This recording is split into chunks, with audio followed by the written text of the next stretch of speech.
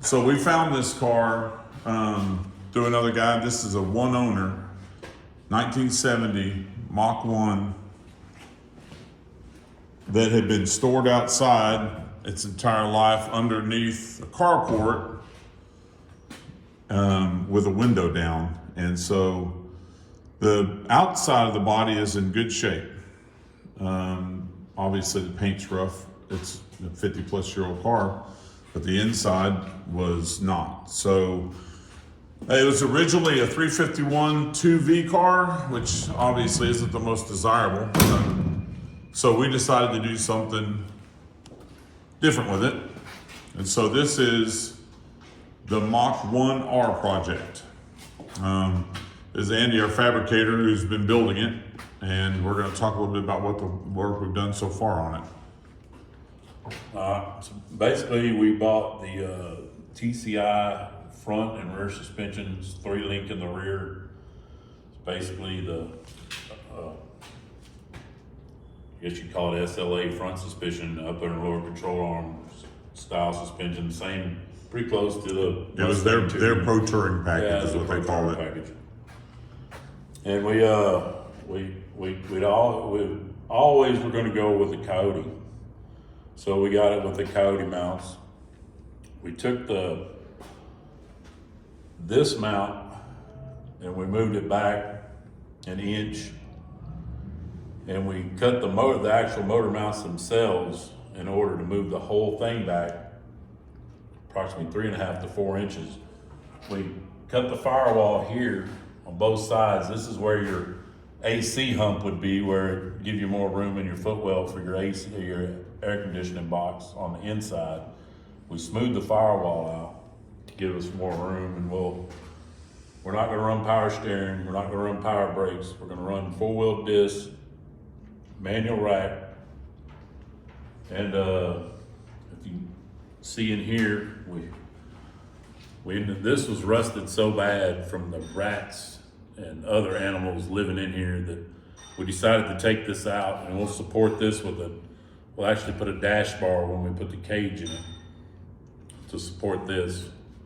I'm gonna fill these and probably put some kind of vent in them so you can get some fresh air into the car. We're gonna seal up the whole inside of the car. We'd like to use aluminum panels to stay down on the weight, because we're going to try to do like kind of an Optima challenge or a track day car, or something we can go out and have fun with, versus the other cars that we've built in the past that are really too valuable to have too much fun with.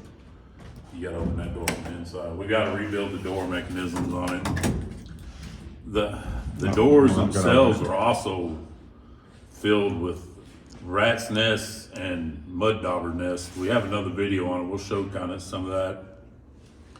Anyway, we had to put we built a new tunnel and we widened it for the Tremec transmission. And we also put a new floor in it, front to back. And we put the TCI mini tubs in it so we can run a bigger tire on the rear and have more fun. I haven't figured out the rear fuel system yet. I'm thinking we're gonna go with a fuel cell and maybe a side fill on it. We'll put the battery back there.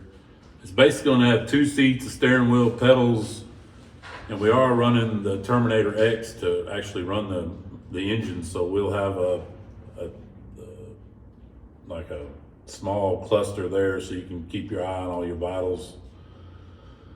The transmission shifter itself is moved back about 1.5 inches, so it's ready to go in there. We'll maybe have to do some more clearance. That's why we haven't filled that hole up any farther than it is. We're gonna we've Raptor lined under the hood and the side panels. We're gonna Raptor line under the fenders for some sound deader and to keep the rocks and stuff from chipping it. So this car this is all original paint. This car has never been repainted. And our goal is to try to clean this up as much as we can and buff it out as much as we can and keep the original paint. We do not want to do a crazy high-dollar paint job on this car, just because our plan is to actually be able to drive this one and enjoy it, both on the street and on the track. We think this paint job clean up. It's got some scratches and some things in it that we may have to.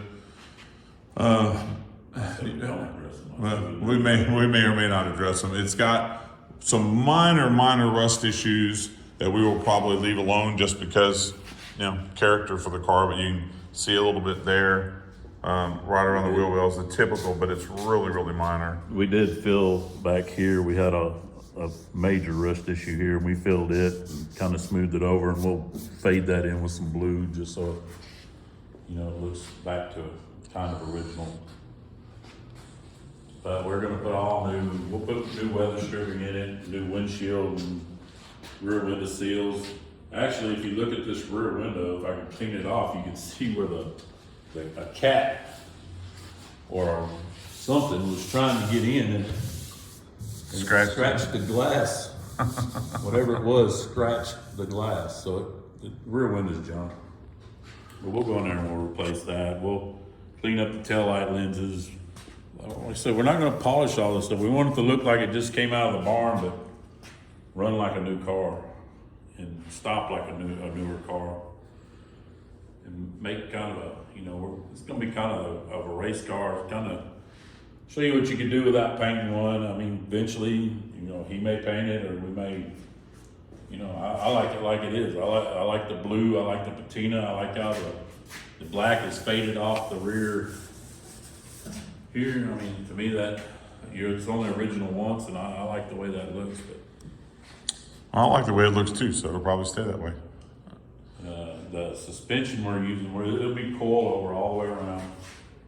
It'll be disc brake all the way around. We have the parts out here from the TCI. Yeah, we can go through that. We'll go over there. Brace, and we took the cross brace. So these are a lot of the parts that have been removed, and then parts that are going to be installed back to it. So what we did is we took the cross brace and we made the transmission mount on the cross brace to help move the weight of the motor back by moving the motor mounts and putting this as far back as possible and putting it on the cross brace. It helps spread the weight to the back of the car. There's the rear end housing. we're building that now. We're building the third member for it now. I think we're going to go with like a 411 gear with the overdrive. It ought to do just about right on the highway. But the biggest part is, we want it to look stock or look. We're going to put some nice wheels on. We want to look period correct. Yes, yeah. It will have a bigger wheel, but we'll even try to make those look period correct, even if they kind of like the Shelby. We went with a 17 instead of a 15, but we made it look period correct. Yeah, so it's going to be a nice car. It'll be a nice project. We're hoping to have it done at least enough to take it to the Mustang. What was that deal down in Mustang Week. Mustang Week? That'd be interesting if you could get enough of it done with them, but we got time, so maybe we'll see. We can Get it running and driving. It doesn't need any paint, so at least that part you don't have to worry about. We need paint. We don't need much interior, so we will put carpet in it to kind of help with the sound a little. But other than that, I mean, we're going to Raptor line the underside of the car to help with the sound deadening. Plus, it'll help protect the underside of the car. And you'd say it, but if you use Raptor liner, you don't have to do a bunch of grinding. You don't have to do a bunch of smoothing. You just prime your bare spots, and you can shoot that Raptor liner. And it serves also as a sound deadener too. You get some. It really helps some extra with that. there. So there's not going to be much. There'll be exhaust on the car, but there's not going to be a lot of it. I want to run side pipes, but I can't get the votes for that. I don't think. I mean, maybe you'll get some votes on here, and people will. So if you think Andy should be able to run side pipes on a 1970 Mustang, put that in the comments below. Yeah. He didn't get much support for that in the shop. Yeah, I've got 2 no's versus my 1 yes. So anyway, that's kind of the build in itself. We've got all the hard parts done. Really, we just need to actually get it together and wire it. That's going to be wiring. Should be basically simple because headlights, taillights, turn signals, the fuel pump, of course, that'll be run by the Terminator. We'll have to add a relay for that. We'll have to plumb the fuel system, but we got to get that figured out.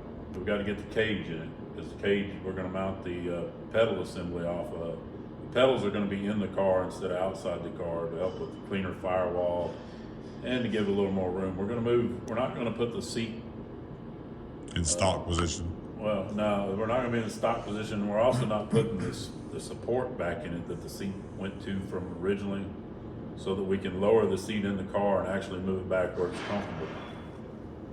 It will be, the driver's side will be adjustable. There's no use in making the passenger side adjustable because they're just gonna be holding on anyway. We may give them an old crap handle.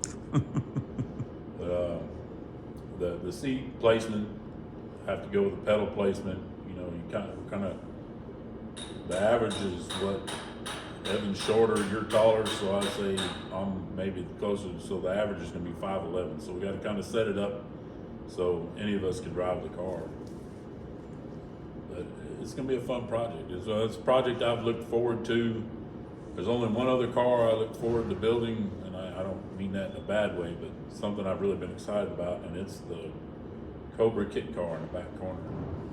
And we'll have to make a video on that someday, but it's a 59 MGA. 57 MGA. Yeah, that somebody built a Cobra kit car out of in the 70s. And we have an EcoBoost for it, and that ought to be a really interesting project. You know, we kind of like to do the odd stuff. So, anyway, that's kind of the project in a nutshell. All right. We'll keep you updated. We'll give you more information soon. Until next time, I Peace like out. to party.